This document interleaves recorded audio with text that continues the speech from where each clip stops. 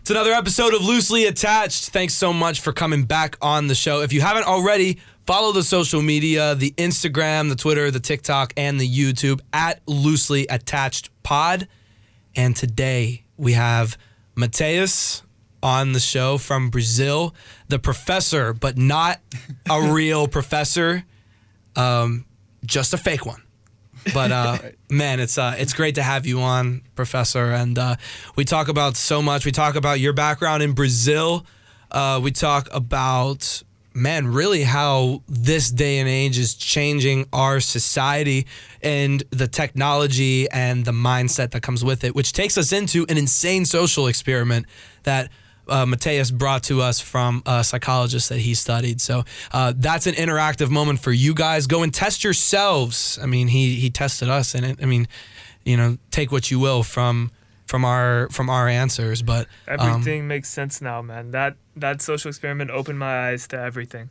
You say that every time, man. It opened my eyes to everything. You say that every week. Oh, my fucking eyes are open now. They're open. It's crazy. Yeah, but you know, definitely a good one. So, man, you know, after that, we pretty much ramble. Like, from there, it just completely spirals off. We talk about happiness. We talk about, you know, the differences in upbringings and how that changes your happiness. And then I actually don't know what the fuck we talked about at the end, but it was pretty good. So go ahead, follow everything. Go and listen. We're excited to have you guys. We'll see you in there.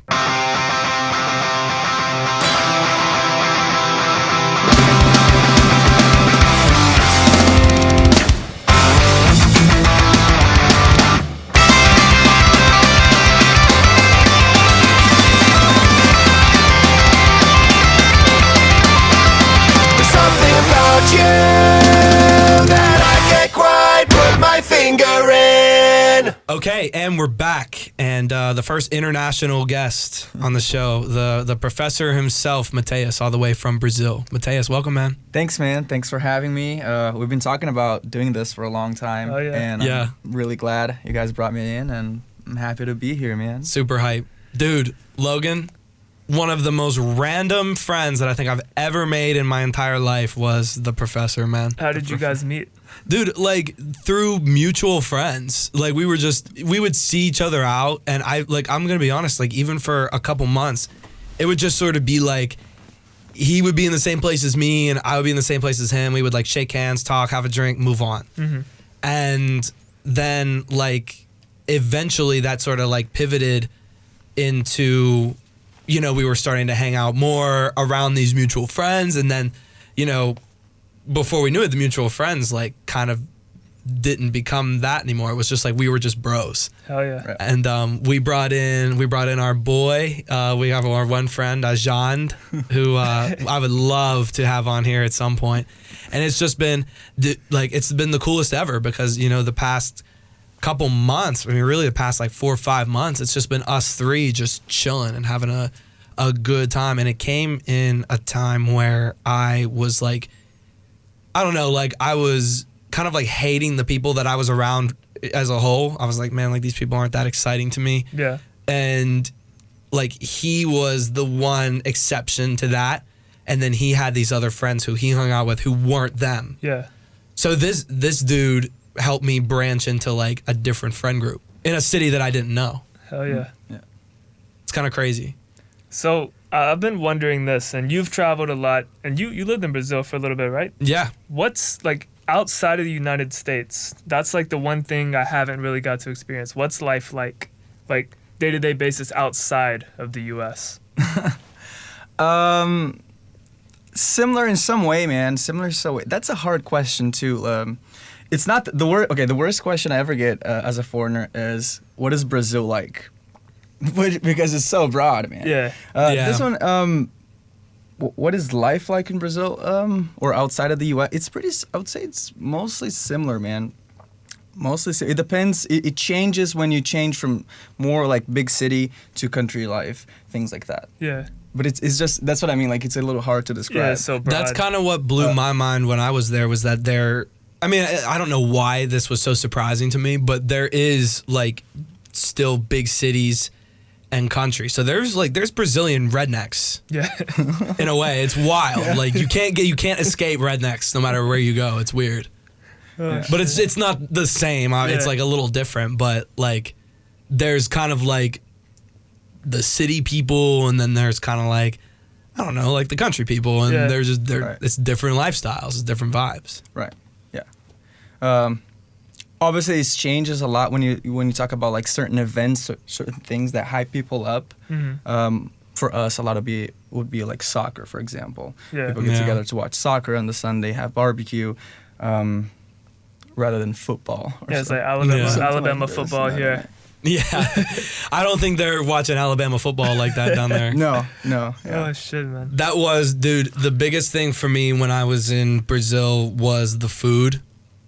Like such a different diet. And it's crazy because like this makes me realize that Americans and their diets are just that bad. Yeah. Like we're such an overweight country as a result of the quality of our food. I spent a month in Brazil and ate good food. Like every meal that I ate was like that, just banging. Mm-hmm. So good.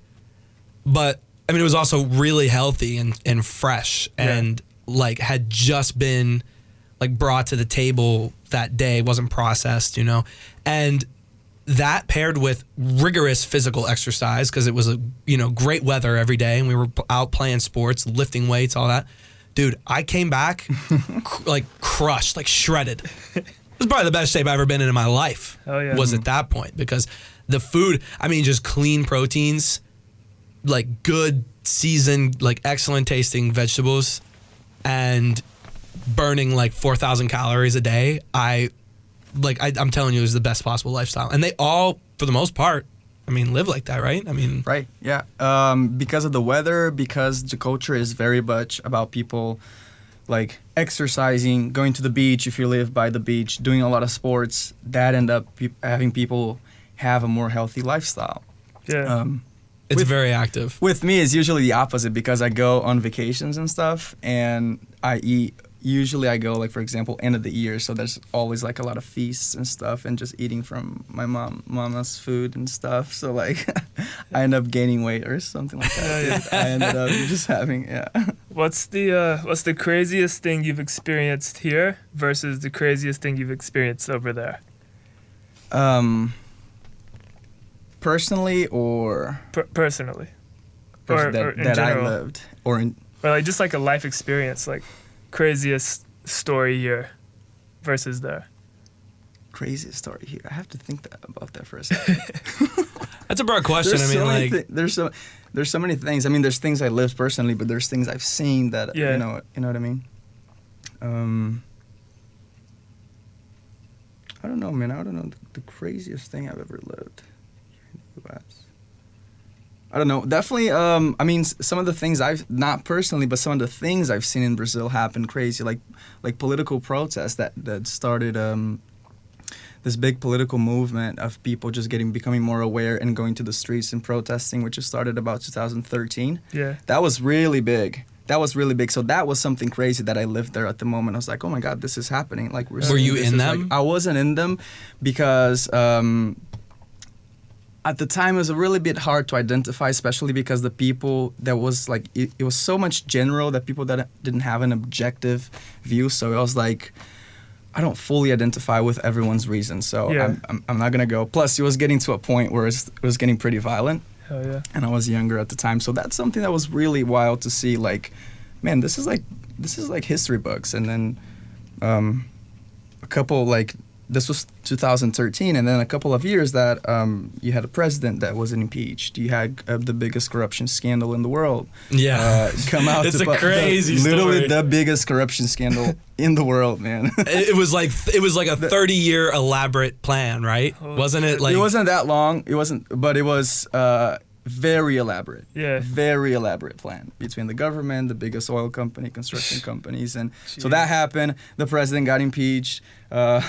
Another very dangerous president came to power. So all of this happening, again, starting 2013, was one of the craziest things that I was witness. It's just wild to me that that's one thing that hasn't happened here a whole lot in my lifetime up until probably the past 4 years. Like, and it was around the same time that it happened for you. 'Cause you're a little older than us, Professor, I think. I mean, because you're into grad school, right?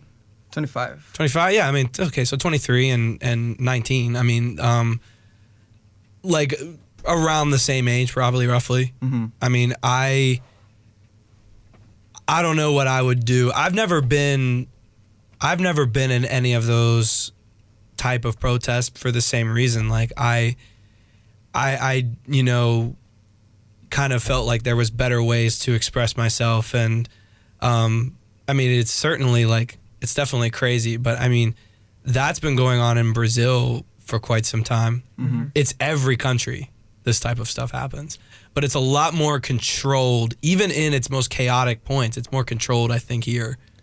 I don't know about there, how it was. Right. Yep. Here, this past 3 to 2 years has been insane. Like, it usually an election is yeah, you have your both sides or whatever, but it just feels like so, like, not even to the point of politics at this point. It's like love and hate. Like, this country it feels like it's split in two, and it's not even about like Republican and Democrat anymore. It's more like, I hate you because you believe this, and now it's like an everlasting thing. It just feels different. Like 2021, 2022 feels different. It's just Right. difficult because there is a lot of unrest outside of that world that people are worried about is controlled by politicians. I think that it'll mellow itself out. And, you know, difference in opinion will be a little bit more allowed again. I don't think it's going to be something that's permanent, but, you know, I think that kind of this era that we're in right now is going to be talked about for a really long time. I don't think we realize how, you know, monumental this past... Well, he said it. We're living in a history book right now. Like, He did, this yeah. is going to be a fucking chapter. Yep. Oh, I hope it's probably going to be multiple chapters. Like, so much has happened, but there's always, it's crazy because, you know, the world has this weird way of kind of like resetting itself. I mean, think about, like, as long as time has been a thing, like the dinosaurs, you know, were destroyed and became extinct, and then humans came along, and who knows what before that. Yeah. There's the earth and, you know, creation is constantly like going through trials that reset the civilization a little bit.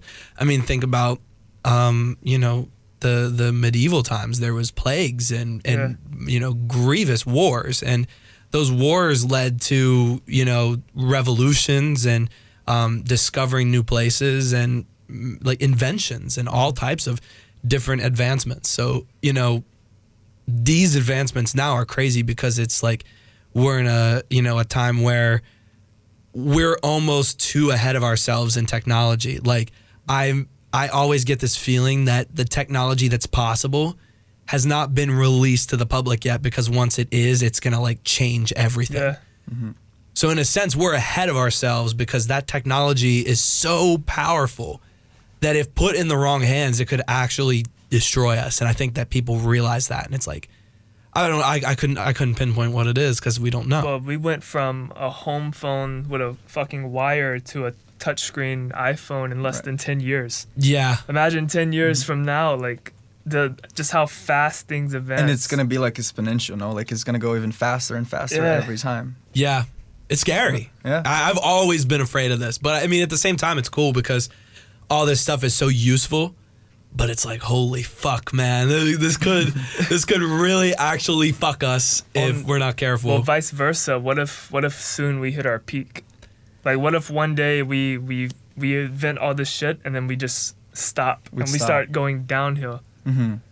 That'd be a crazy world, like, where we just physically, like, think about it. Let's say two like good genes start breeding and then like they selectively stop breeding. Like Idiocracy. You ever seen that movie? Yeah. Like Idiocracy, right? Like, you come in with like the rednecks or whatever outbreed like the smart people, and then they just hit a point to where they can no longer evolve, and it just goes downhill from there. Like, that may be in our near future. Some crazy shit like that. I'm telling you. this feels like, and it felt like this when it started, when you know, when the news came out that we were, you know, in a global crisis. It was like, this feels a whole lot like what wiped out other people before us. And it's like, oh, damn, you know, what's going on and how do we adjust? And man, people are adjusting. Like, things are changing. Yeah. You know, and they'll never return to what people thought was normal. So, I mean, yeah, like, who knows? We could be getting reset here. Yeah. And we're in the center of it. So it's also crazy because we're all super young. And so we will know with complete consciousness what life was like before. And then we will see probably to completion what happens afterwards. Yeah. Who the fuck knows what that could be? I don't know, man. It's definitely a crazy time to be alive. Nonetheless, but You know, man. I'm enjoying it though. Yeah. I'm enjoying it. Like things are wild, but you know, we live good lives, and man, it could be a whole lot worse. You know? Right. I don't know. Like, I feel like so lucky to have you know, intelligent people that I can bounce these ideas off of.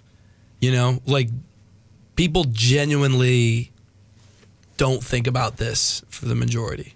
I had a guy who listens to our podcast slide up, and he actually told me to bring up this topic. What makes certain people have certain opinions about certain things? Like, let's say, like, parenting aside, like, we hit 18, 19, we become young adults. Like, what makes people have different opinions? Who said that? Shout out Robert Earl and shout out Julian. Both of them kind of mentioned the same thing. Like, That's a good question. Yeah, it's interesting just to think, like, parenting definitely plays a role in it, but, like, at a certain point, you do make your own decisions. Yeah. So, like, certain opinions and certain people, I don't know. It's just a crazy that we all, like, are so similar but so different. Right. That goes into a really interesting topic of free will, right? Pretty much, there's this neuropsychologist, I think he is, Sam Harris, who I've listened to a lot, and he's really smart, and he wrote a book on free will, actually. And he pretty much says that free will is an illusion, right? We don't have free will. Like, we think that we may have, like, our freedom to choose what we want, but in reality, we have, like, we take actions or we have opinions of topics because it's mostly a mix of your biology, so, like, your genetics, how you're born, to a mix of your environment guiding you to take that action. But the point that he tries to make, which is really interesting, is that even when we think that we have a lot of choice, we don't. We're still being guided by things that are outside of our control. That's fucking nuts. Like what though? So like thought. So like, for example, when a thought comes up for you to, like, take an action, decide between one thing or another, you're thinking that you have free will, but in reality, you have a thought that comes up before you realize, but you don't have control of that thought. Well, then who does? Okay, so he does. nuts. Okay, if you want to try, he did this in a little presentation. We could try. It's a little game. Yeah. Right up. Okay. Live. Okay. That's funny, dude. The first social experiment done on this podcast ever. Right now.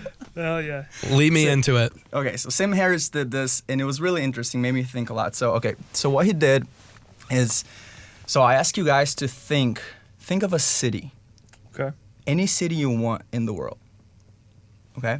Just, you got it? Yep. You thought of that city? Okay. Let me remember how does it go after that. So after that, he asks, okay, go ahead and name the city that you chose. Out loud? Yeah. Miami. Miami? Luke? Pittsburgh. Miami, Pittsburgh. Okay.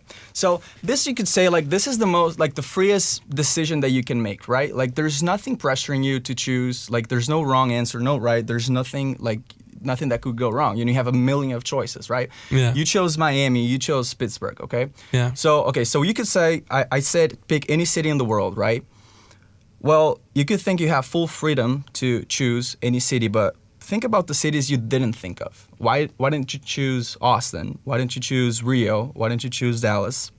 Well, it didn't occur to you to choose those cities. It didn't cross your mind. Maybe when I said think of a city, you probably thought, okay, Pensacola, New York, Los Angeles, Pittsburgh, and then you landed on Pittsburgh.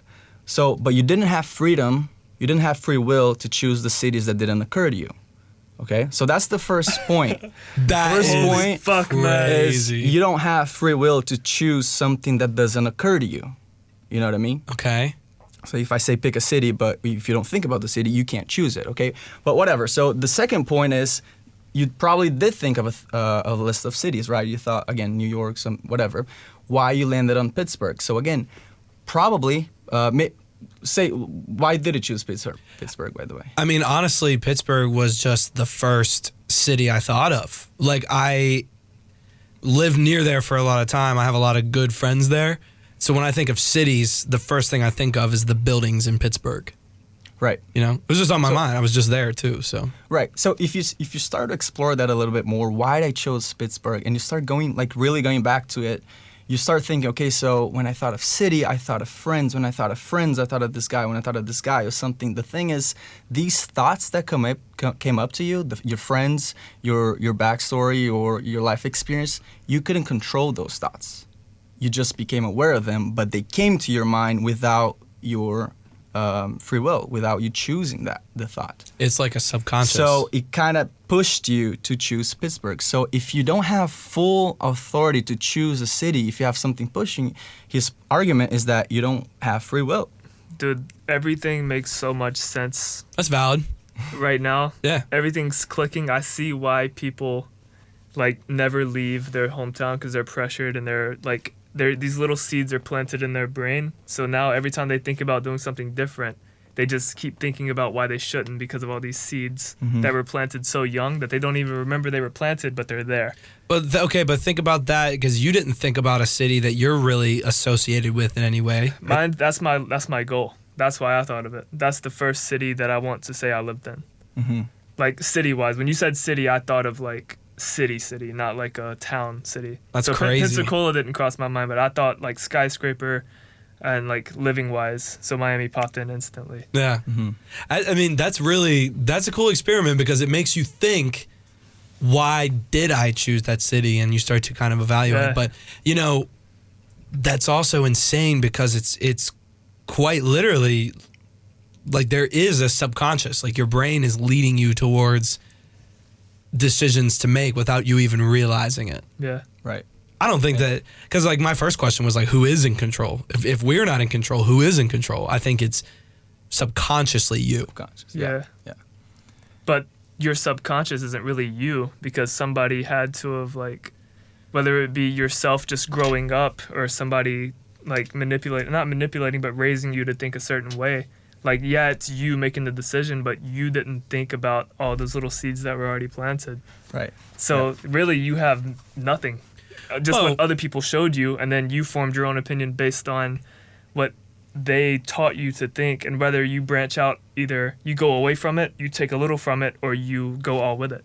I think it's trained thinking as well. I mean, like, people always say you're a product of your environment, and I mean, like, I would even argue that your subconscious is a compilation of all of your memories and then your present situation. Yeah. Like, you know, we could be talking about this, but, you know, I could subconsciously be completely elsewhere in my brain, like thinking of something else. Yeah. That's because I'm thinking about something else in my present, or maybe it's, you know, I don't know, past or future. I would argue it would be either present or past. Yeah. Maybe future if I'm thinking about like what I'm gonna eat later. You know, I don't know. It's just it's very different. Well, what if we took two identical kids and we raised them from birth, and then like we saw what they did, like the age they're 18, and we only like did like the necessities, like we gave them food, we did this and this, and then they went to public school. Like, I wonder, would they have the exact same path, or would they, like, what would make them go different ways if we did nothing to manipulate them? You mean like you raise both people in the same environment and treat them the same way? And like, yeah, like we don't teach politics, we don't teach this, we don't give them this career choice, just general public school.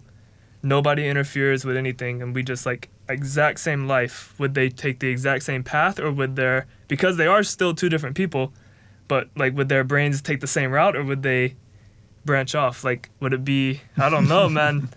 That You should be answering this, Professor. I've heard of studies of like, or not studies, but like people that have twins that grew up completely separate. So this would be maybe a little bit different, but like grew up completely separate, like separate from birth.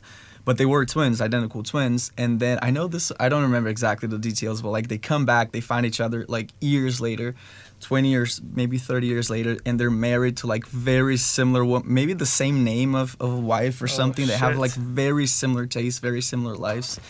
So that, yeah. There was a movie, I thought you were about to bring it up. I thought you were leading towards it, but there's a movie, it's on Hulu, and I don't know what it's called, but I mean, look it up if you're interested. There is a guy that goes to college. He's a freshman, just coming on, and no, I take that back. He's a transfer. It's very important to know that he's a second-year transfer. So people are walking up to him like they already know him, but they're calling him by a different name than his own. And he's like, what the fuck are you talking about? I don't know you. And they're like, what do you mean? Like, we lived together last year or whatever. And so he starts to think, he's like, man, there's got to be a reason for this. And it turns out he has a twin that goes to the same college who he didn't know about. So they meet each other and they talk and they figure out, like, we are identical twins. Like, they were both adopted, they said. They were adopted at birth. And so they do a little bit more research, and it turns out that there's a third. So they have 3 brothers, triplets, identical. They all look the same. And this is a true story. This actually happened. It's a movie, but it actually happened. And these kids, I mean, I don't want to give away too much of it, but, you know, it turns out that these kids were all put together for a social experiment. And so they were born together and then separated and given to a lower class, a middle class, and an upper class family. So all different financial upbringings. And then the study was by these psychologists who were trying to figure out how these kids reacted to that. And it's actually a sad story because I think that they could not process that. Yeah, I think I heard about that. Well, I told you about it. Yeah, you told me. I was like, what the fuck? No, we were literally just talking about this last week, Professor. Like, it was just something we recently talked about, and it was a psychological study. And they all they did was change up how these kids lived a little bit, and they lived completely different lives. They were all different people based on their upbringing. Unreal. Yeah, man. I don't know. Humans in general are very strange. Just the way we operate, the things we do. Yeah. Like, a problem in one person's head could be so different than another. Like, I'll give an example of, let's say there's two rich men, and like one is born into wealth and the other earns wealth, right? So the one who was already born in the wealth never has to feel that struggle or never has to have that want to do this so he can get into this financial standpoint, because his whole life he's already been there. However, little problems such as maybe, death, or a little problem such as, or not a little problem, death, it's a bigger problem, but little problems like maybe a wife or maybe kids would have so much more strain on him than somebody who was born into a lower class family and had to deal with this throughout anyway. And those problems they learned how to deal with easily because they were always striving to get wealth. So like one is always striving to get wealth and one is always striving to like kind of find happiness. And even though they're both going for the same thing, they were already given 2 different things, if that makes sense. I mean, you're basically just talking about two different lifestyles, and I don't know, like I look at that and I think like these 2 lifestyles are so different. Like a person that struggled to, you know, gain financial success and someone who had financial success, they're both missing things that they're trying to fix in their lives. Yeah. And I mean, I made this point to you earlier, Logan. I think that very, very much so, people are constantly looking for the solution to their problems. No matter what they have, there's always something else that they could have. Yeah. Or, part of their life that could be better. And they're so fixated on the things that they don't have that they don't even realize what's good in their lives or what they do have. And I struggle with that myself. It's like, man, like I've got so much good that's going for me, and like I'm chasing all this that I'm trying to achieve or to have in my life, and I forget about what I already do have. People will do this their whole lives, and then they're old and about to die, and they're like, fuck, I really had a ton and I didn't appreciate it. Yeah. The bad always outweighs the good so heavily. And it's more mental. It's a mental thing. The bad outweighs the good? The bad always hits harder than the good. Like, a bad scenario will make you think more than if something good happens. When something good happens, yeah, it's cool, you appreciate it, but you move on. I can see that, yeah. But the bad lingers, and it just stays around, and you dread on it. Here's the reality. The good outweighs the bad. Yeah. At least in our lives. Like, we've got a hell of a lot that's going for us that's good. Yeah. Mm-hmm. I think that in our minds, the bad outweighs the good. I think that the bad in our head is way bigger than what it really is. And all the problems that we're having or whatever, at least for me, whatever I'm suffering or what I'm going through, if I can just step out of my own mind for a second and look down at my own self and say, man, that problem's not so bad, and then sort of snap back into reality, it's like, wow, I don't know why I'm so worried about that. Let's just move on. Mm-hmm. And it always works.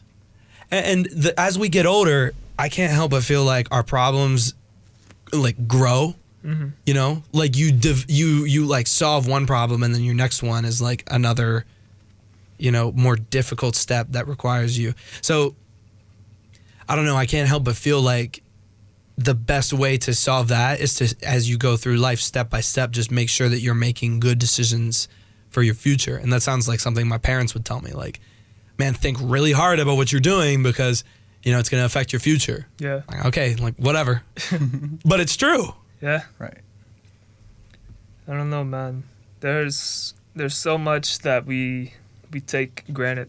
We take for granted.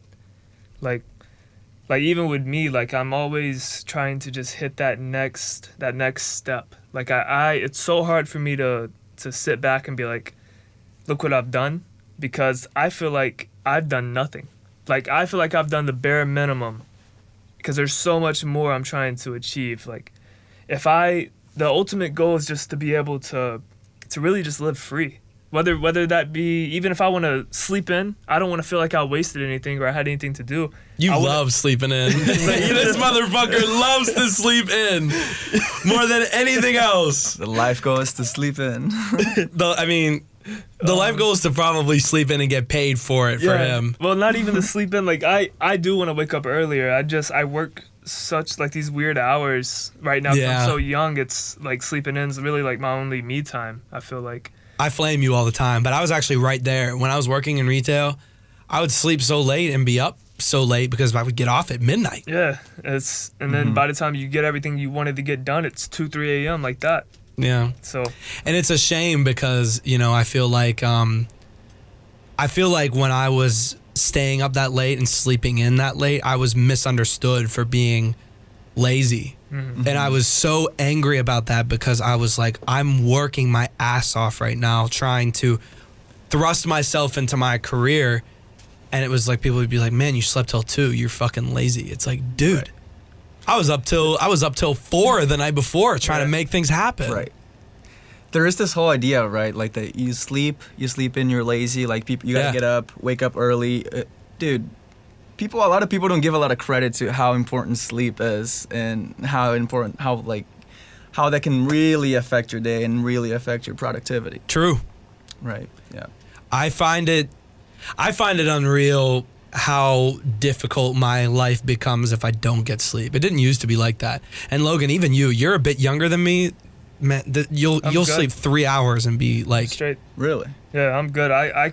Let's say if I work 2 to 12, I can go drive 6 hours to Orlando, do the whole day, and then go to sleep at like 10 p.m. and wake up by 6 a.m. the next day and be just fine. It's so weird. Like I can pull an all-nighter and another half day, get like 6 hours of sleep and be just fine. I mean, I don't prefer to do it, but like once I get up, I'm fine. Mm-hmm. I don't know. It might just be a me thing. Sleep's important. There's no doubt about it. Sleep's important. It's personal too. Like people have different schedules, and people can sleep different hours. But there's some. I don't know if it's a disease or like something like that. But I was reading about it. There's like people who can get 3 hours of sleep and naturally function the same as if they got 7. So like. That sounds awesome. Yeah, like there's there's an actual thing out there. I'm not sure what it's called, but I was reading about it. Like, there's a word for them, and they can sleep 3 hours, and it's the same. Like, it does the same amount on their body as if they was to sleep 7 or 8. Right. Mm-hmm. No, I would absolutely love that type of. I mean, I would get so much more done. Yeah. I need my sleep. Mm-hmm. But I've been getting up. I was telling the professor, man, I've been getting up early to lift, and it's changed my whole life. Yeah. I get so much more done because I'm actually sleeping less theoretically, but I'm up earlier. I just have to throw a parenthesis in there to the listeners. When Luke calls me professor, I'm not an actual professor. No, yeah. Don't give credit to as if I were a professor. We'll have to say that in the beginning. It's a really long story, but it's a long story. I just want people. Oh man, this professor's. I don't know, man. He doesn't sound like a professor, man. He says some weird shit. You're close, man. You don't give yourself enough credit. You are an educated man, not a professor just yet, but he's the professor because of Money Heist. I don't think you've ever seen Money Heist, but there's a dude in it who they call the professor, and these two look alike. So, I mean, it's actually a nickname that I didn't give him, but everyone that, like, I met him around gave it to him. And I think that this dude in the show is so fucking, like, cool that it fits. Oh, yeah. I don't know. He hates the name. I haven't seen the show. That's what I was gonna say. Oh, you haven't seen it? I don't know. There's sometimes he's like, like, if you saw the show, you would be like, yeah, he's cool. Maybe. Like he's. But it's just a funny nickname. People say it and like, do you teach classes? No. Everyone gets so confused. But man, it's coming up. It's coming up, man. I mean, theoretically, if you went to school for 2 more years, you would be a professor, right? You'd be a doctor. Oh, if I got a PhD, but that's not on my path. What are you going for? Well, I finished for industrial organizational psychology. Oh yeah. But just a master's, and that's where I'm stopping. Oh, just a master's. That's a big accomplishment. You said just a master's. That's what I'm saying. It's like I didn't mean it. No, like not going ahead. It's that actually is a huge accomplishment. But man, there's no chance that I further my education anymore. I'll handle the rest in the streets, straight up. Like I will figure out the rest through trial and error, because I hated testing that much and studying and homework that much. I paid one of my good friends. Oh, probably don't want to say that. We'll come back on that. Just admitted to cheating on live air. Yeah. Mm-hmm. Man, look, I got my degree, man. If you go through school legitimately, you didn't try hard enough, and that's all I'll say on that. Not admitting to anything, and this will not hold up in a court of law because sarcasm, right? And joking, we're on a podcast, right? It's comedic. But if you're not trying to, like cut a little bit of corners, you didn't really do college right. Hell, my friend didn't go to school. Okay, look, one of my friends didn't go to class for 2 months. Just Googled everything when he showed up to the test, got a better grade than me. And to be fair, I was trying in that class. That's true. Being straight up honest. So I saw kids cheat and get way better grades. Just saying. I don't know though, man. Incredible show, man. Really interesting stuff. Like, I think that Matheus coming on as kind of like having a psychological background really helped us in this one. That's a good fit. It's a good fit. I really want to know if you went along with the psychological test, the social experiment that we did on this episode. Send us a message on the Instagram at Loosely Attached Pod, or on the Twitter, or wherever else you do your social media. Tell us what you thought of. What city did you think of and why? Let's hear some thoughts. I would love to know what people were thinking on this one, because there was a specific reason. I never asked you, Matheus, what city would you have thought of in that test? I don't know. I mean, most likely the ones that would come up would be like famous ones around here, and then some in Brazil. Yeah. Unless, again, something like, I don't know, something gravitated, something that I thought maybe earlier today, and then made me think of a different city. But That's true. Yeah, something that didn't crosses your mind in the time of trying to think. It's wild. I would like to know, wild, though. man. Let us know what you thought. And Matheus, man, thanks for coming on. Thanks, Oh man. yeah, buddy. It was a good Appreciate it. time. Best of luck to you. You got to come back. Yeah. Now absolutely. that you're on the show once, and then anytime that we want you to come back, you have to, and it's on our time, not yours. It's a completely selfish thing for us. So just so you know that. I would love to, man. I would love yeah. to. Yeah. Man, it was a pleasure. Guys, thanks so much for listening. If you haven't already, follow the YouTube. We've got the TikTok up. We've got the Instagram. We've got the Twitter. Take care of yourselves. Hey, man, party hard this weekend. Work hard next week. And we will see you next time. Thanks a lot for listening. Met a shawty down in Cabo, she a model. Got a villa by the beach, I feel like Pilo. Girl, your best friend choosy, you better follow. I'm just tryna fuck a red bone like mulatto. Hey, Nina, I can get you in the States without a visa. You know I need ya. Put you in an AMG, not a Beamer. Let the chop out, it's singing like Aaliyah. My car say a zoo, hitting out the bottle. I'm just tryna get behind it like I'm 5-0. Me and you, that's a crazy combo. Throwing my